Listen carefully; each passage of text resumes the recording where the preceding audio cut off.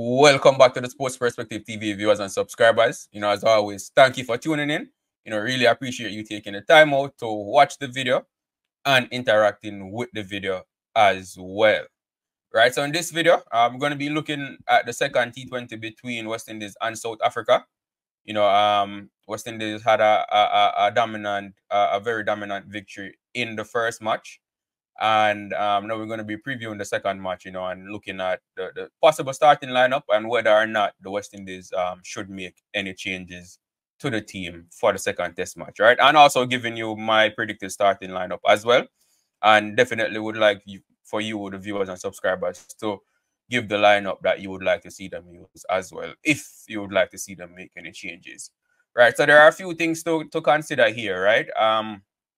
Yes, it was a brilliant batting showing by the team, but I think from a bowling standpoint, the bowling did relatively well until it came to the back end of the innings, the last 5 overs, right? Where South Africa just kind of took off and got themselves to a respectable total. Luckily, our batting was able to chase down the total easily.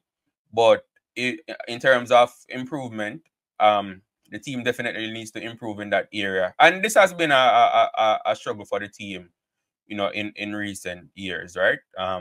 Struggling with bowling in the back end of the innings, especially the last 5 overs. And we saw it again in the first T20. So that's an area of improvement. I would like to see the team. That's an area I would like to see the team improving. But then, how does that improvement come? Does it come by using the same bowlers that were used in the first T20? Or does it come from bringing in a different bowler or a different set of bowlers for the second T20? That's the big question as well, right?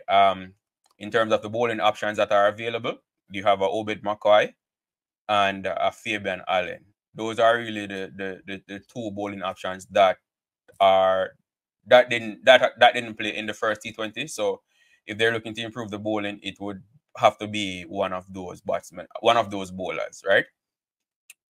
So Obed McCoy, yes, he can come in, but who would he come in for? Would you bring him in for Shamar Joseph, who took 2 wickets and was bowling really, really good until his last over that went for 24 runs, I think. Right, but before that, he was having a brilliant performance. He took 2 wickets. So would you bring him for Shamar Joseph or Romario Shepherd? Because those are the two pace bowlers that you can say did not perform up to standard. Right, Matthew Ford took 3 for 27. So there's no way they would look to replace a Matthew Ford, right? So it would either be between a Shamar Joseph and a Romario Shepherd. Here's why I think Romario Shepherd won't be replaced. So based on the current makeup of the team, and with them trying to have that balance in their bowling attack, with balance in terms of pace bowlers and spin bowlers, and Romario Shepherd's ability to bat, right? And him being a pace bowler, I think even though Romario Shepherd's bowling has not been up to par, up to standard, I think he will still get the nod in the team because of his ability to bat and the current makeup of the team. Him batting in that number 7 position is very important. Because the other option would be to bring in a Fabian Allen, who's also an all-rounder, but he's a spinner, and the team is already filled with spinners. In terms of a Chase, Moti, Akil Hussain, right? So bringing in Fabian Allen would mean that it would be a 4 spin bowling option. And I don't see the team going with 4 spinners, right? So if Obed McCoy is to come in, it would either be for a Romario Shepherd or Shamar Joseph, right? So with that being said, and you love when the team performs well with the bat, right? So if you think about from the other batsmen that are on the bench, right, Charles and Hetmyer, the team performed well with the bat, right? Meaning that we didn't lose a lot of wickets, so we didn't get an opportunity to see most of the batsmen bat, right? So in terms of the batting performed really well. So I also don't see them making any changes as it relates to the batsmen as well, which means that Charles and Hetmyer will more than likely not get an opportunity to play in this match either. Right? So the playing 11 that I would go with, or I think that they're going to go with, is as follows, right? So the openers, of course, after their brilliant showing in the first match, there is definitely no way that the opening pair is going to be changed, right? So it would still be Athenaeus and Hope. Then you have a Nicholas Pooran. We saw what Nicholas Pooran did in the first test match, just blistering, right? Smashing boundaries all over the place. So Nicholas Pooran at 3, as always. Captain Ravman Powell at 4, or Rastan Chase at 5, and they can interchange depending on how, as usual, depending on how the match goes, right? So Rastan Chase, Sheriff Rutherford, he will, I think he will also keep his place. And Rutherford is a very interesting selection, and here's why. Rutherford has the ability to bowl his medium pace as well. So let's say they decide to drop Shepherd for whatever reason, right? And which I don't think they will, but or let's say they decide to bring in Hetmyer, right, for a Shepherd, because if they drop Shepherd, right, that would mean that the batting is short. So let's say they decide to bring in a extra batsman. So let's say they decide to bring in a Hetmyer, then a Rutherford and a Ravman Powell, their medium pace bowling, would come in handy for the team. Not saying that they are top quality T20 bowlers, but their ability to bowl, might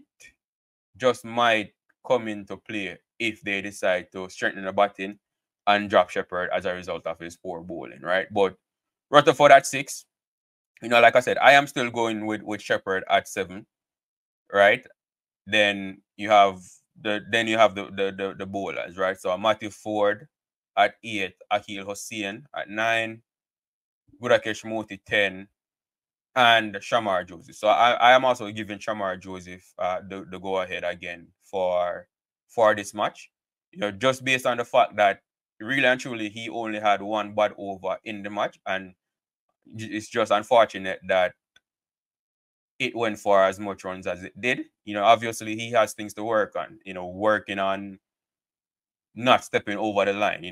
Bowling 3 or 4 no balls in an over in a T20 match. That's definitely unacceptable. So, and it all came in that particular over, right? So apart from that bad over that he had, which cost us 24 runs, luckily or thankfully it did not cost us the game because our batsman came in and did well. But apart from that bad over, prior to that he was bowling really well. So I would give him another chance in this match to.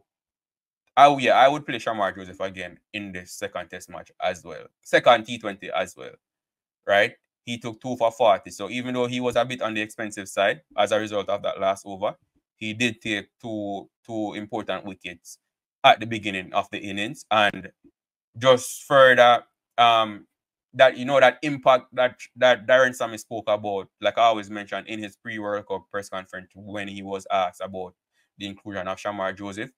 He got the opportunity to play in the first T20, and he showed that impact ability that he has. So Shamar gets the nod for me in this one as well. So I would go with an unchanged lineup, as you can tell.